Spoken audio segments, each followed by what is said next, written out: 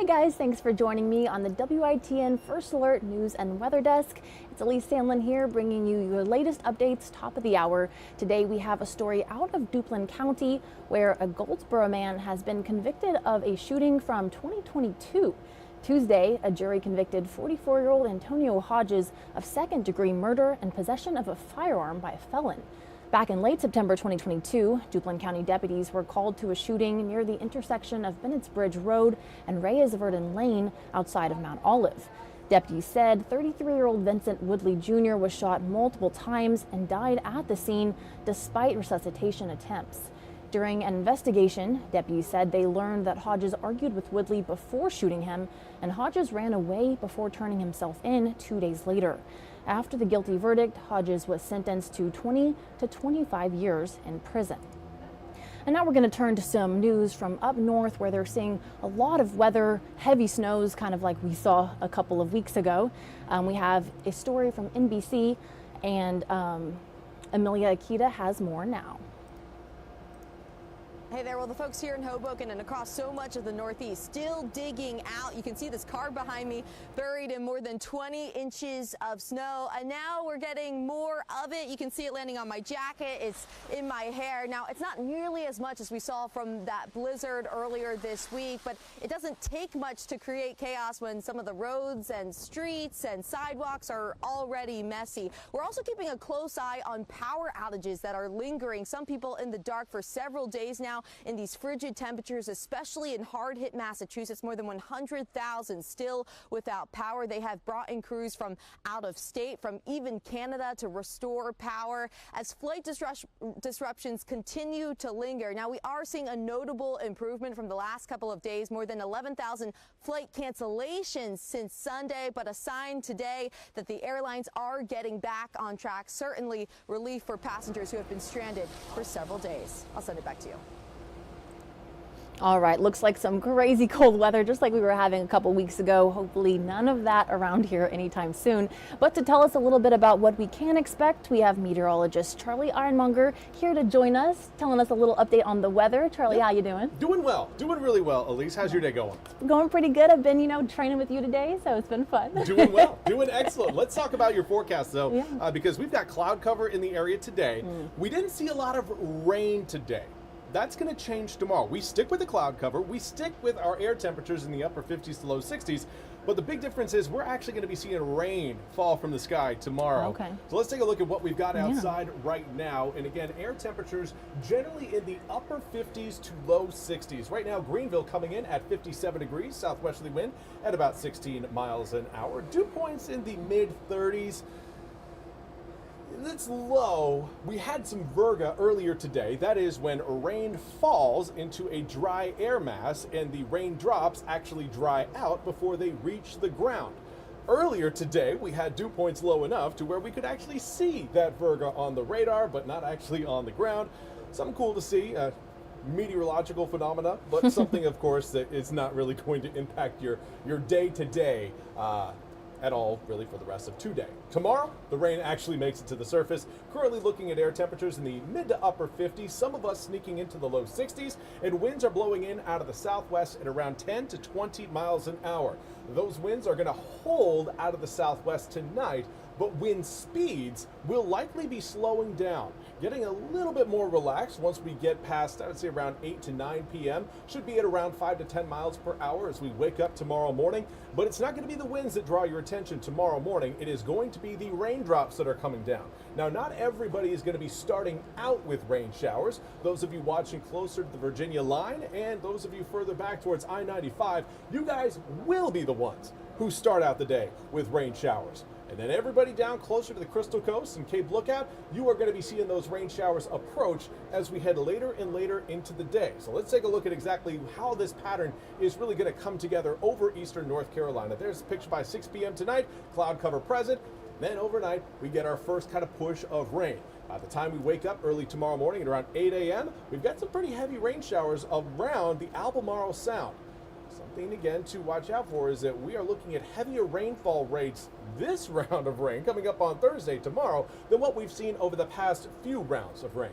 but everything again will sink southward as we head through the day along a stronger boundary line that will include some heavier downpours. This is good news for us though, because this type of heavy rain is what we need in order to put a dent in our rainfall deficit. Most of eastern North Carolina, specifically west of Highway 17, is currently under a severe drought, with a few areas, namely around Halifax, Edgecombe, Nash, and even Northampton, Martin, and Bertie counties, currently under an extreme drought. So this rain comes at a great time, and it'll be gone off the coast by the time we reach around midnight on Friday. Then another area of low pressure will bring more rain back to the east on Friday. So here's kind of a breakdown of how it's all going to come about from a more zoomed out look over the southeastern United States. That area of low pressure you're seeing back towards northern Arkansas, that's going to be the one that moves over eastern North Carolina coming up tomorrow evening to tomorrow night. From there, a second low pressure system forms on the tail end of that one's cold front, and it just brings in more opportunities for rain as we wrap up the week. But the track of that low will determine how much rain we actually see. If models are to be believed, that low should graze by us, but it won't actually move directly over us. So we'll kind of see a few rain showers coming in on Friday, but not nearly as much as what we've got coming up for tomorrow. The rain showers again will linger into the morning, but I think most areas not along the coast will be looking at drier weather on Friday than what we've got planned for your Thursday. Saturday, we will wake up to a few rain showers. Around 65-degree air temperature, though, will be noticeably warmer than the 52 we'll experience on Friday, and then it's the mid-70s on Sunday. Comes with a cold front, a dry cold front that will knock air temperatures down about 30 degrees from Sunday into Monday. So we're not going to hang on to those spring-like conditions, but at least they occur over the weekend, and we don't see any rain fouling up that Sunday forecast through next week, starting out in the mid-40s, ending back in the mid-60s. All right, at least we get one day, right? Even if it doesn't last. And it's on the weekend, too. Yeah, that's true. So a lot of people are going to be happy that, hey, at least it's not on a Monday. Yeah, I mean, starting off your week with it being cold is not fun either. No, that is a very fair point. Yeah. The good news is, again, we are still in winter, so it's not like we're missing out on spring days. That is true. It's still February. Yep. Well, thank you, Charlie, Yep. and thank you for joining us on the WITN News First Alert Weather Desk and News Desk. Tune back in tomorrow at 7:10 with Gigi and Jim for your next update.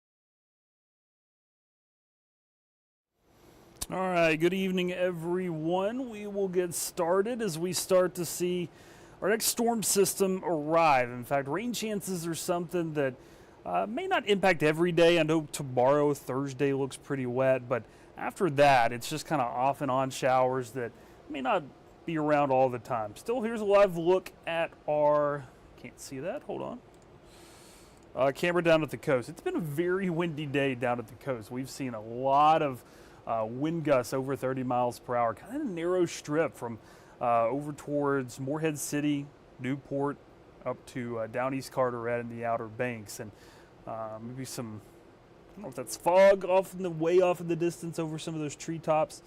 Maybe sand or salt, since the winds have been so consistent. So I'm Chief Meteorologist Zach Holder here on the WITN Plus live stream as we just talk a little bit more depth about the forecast. We only get so much time on air. Luckily, we have a lot of shows, but just in case you missed the forecast earlier in the day, we'll give you a little bit more of a toned-down look at the forecast and also answer any questions you might have heading into our Thursday. It's already Wednesday. It feels like a Tuesday for some reason. So let's get started. Here's a look at some of our highlights over the next 5 days. Might hear thunder tomorrow. I don't think it's going to be anything severe, but just keep that in mind. If you think you hear thunder, you probably did, as this storm system makes its way through. Now, it doesn't necessarily clear out right behind it like it does with some of our storm system. A few showers are still possible on Friday. Maybe not quite as wet as it looked yesterday on Friday, and even the showers Saturday morning might not disrupt the whole day. I think we could still see some pretty nice temperatures by the afternoon into the mid-60s. And Sunday, no rain chance and our only chance of 70s over the next week. So hopefully we have a mostly nice weekend because Monday does look like showers are set to return. Winds have calmed down for a lot of locations. An occasional breeze near 20 for some inland areas, but still cranking there from Beaufort over to Piney Island. Wind gusts only at 9 at Swan Quarter, 23 in Englehart. Come down to 28 now in Hatteras too, but very windy still from roughly the eastern half of Carteret County, maybe the tip of Pamlico County and Hyde County, but that's about it. A lot of the winds kind of localized to just a small area. I do think tomorrow will be just as windy, especially the gusts, 30 to 40 miles per hour as we get into the afternoon. Some of those sustained winds could go over 20 miles per hour, so very similar to what you saw today on the coast. Inland areas, the wind expected to be probably a little bit lighter than it was today, maybe below 15 miles per hour for most of the day. Don't think we'll have as many gusts near or above 30 miles per hour for inland areas. We've had some green on radar today. That has all just been Virga. If you don't know what Virga is, it is rain that's falling. The green's correct. There is rain being picked up by radar. The air's just too dry. Usually that rain just disappears by the time it gets to the surface. The dry air absorbs it, kind of the same way when we get a cold rain and everyone thinks it's going to freeze by the next morning over, but you wake up and it doesn't look like it rained at all. Anytime we have dry air, especially dry air with dew points as low as they were today, that moisture falling or on the ground can just disappear in a hurry. The rain we are watching, though, starting to flare up a little bit more across Tennessee and the mountains. That's our next chance of rain, and that's really what's going to be arriving as we head past midnight. Even by 2 a.m., radar a little more aggressive with how much rain has been able to develop. By sunrise, almost everyone's going to need the rain gear. Now, earlier today, we kind of had rain chances anywhere from, I went up to, yesterday we had 80, I think, 80 or 90. Today I wanted to go 100. And it looks like it. Starting off the day, most counties have some rain, some of it heavy. But then watch what happens. There's a little bit of a dry slide where some of that rain lifts to the north by lunchtime.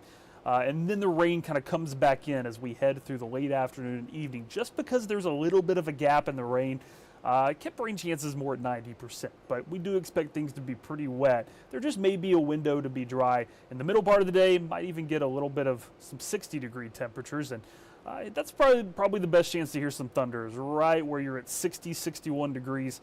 A little bit of orange, maybe even a little bit of red trying to show up. So that's going to move out. Still some lingering showers for late Thursday evening into early Friday morning. Then heading into Friday, there's some light rain around, especially down at the coast, but it's quick. It really doesn't amount to much, and that's why we did lower rain chances for Friday, but just can't say it's going to be a completely dry day. Now, rainfall amounts, because Friday has trended a little bit drier, We have bumped rainfall amounts down, and we kind of talked about yesterday how I thought it would be hard for a widespread area to get 1 to 2. I think there'll be some spots of inches of over an inch, at or over an inch of rain.